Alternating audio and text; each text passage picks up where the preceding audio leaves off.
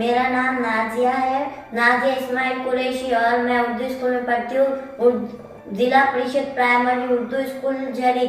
और मैं नज़म पढ़ना चाहती हूँ। उस नज़म का नाम है हिंदू सीता हमारा।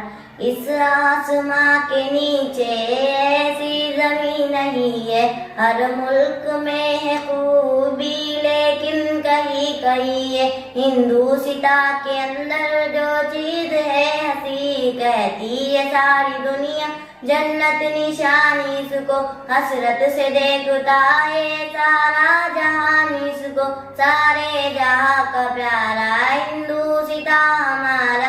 इस सरजमी के दर्रे खुर्शीद से है बढ़कर पत्थर है इसके हीरे, और मिट्टी है इसके पुरजर और मोतिये भरे है इसके सभी समंदर। हर चीज खुशनमा है, हर चीज खूबसूरत। हिंदू सीता क्या है, अल्लाह की है कुदरत, कुदरत ने है सवारा हिंदू सीता हमारा। फल इसमें रस भरे हैं और फूल प्यारे प्यारे, ये फूल फल खुदा ने जन्नत से है उतारे। छुप छुप के देखते हैं इन सबको चांद तारे, इस बाग के परिंदे क्या चहचहा रहे हैं, सौ शुक्र कर रहे हैं ये गीत गा रहे हैं। हिंदू